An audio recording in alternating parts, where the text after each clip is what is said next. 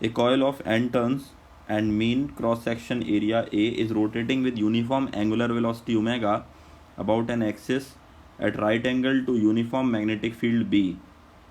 The induced EMF E in the coil will be. So now here, suppose that we have such type of a coil, let us say like this. We have a coil, and suppose it is rotating about this axis A. Cross sectional area is suppose A, and angular velocity is given omega at an axis at right angle to a uniform magnetic field B. That means I can assume there is a uniform magnetic field B which is perpendicularly into the plane, right? So now what is happening here, as we know that flux phi is equal to B dot A. So as you can see that cross section area is in xy plane. So xy plane, that means area vector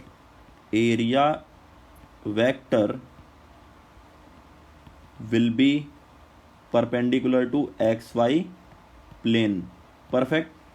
That means if I would like to show you, that means magnetic field B is into the plane like this, area vector is also into the plane like that only.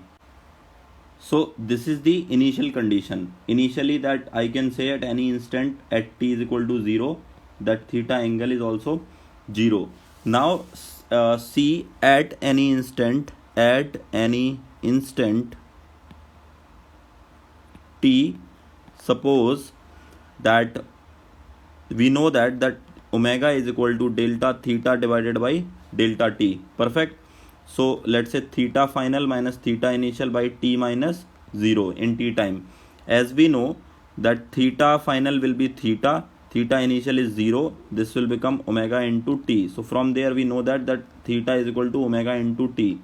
So if you use this formula, then I can have phi is equal to BA cos theta.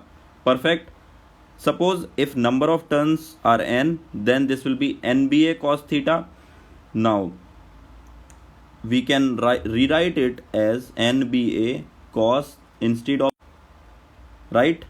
Now we need flux. So as we know, E induced EMF is equal to minus d phi by dt. Correct?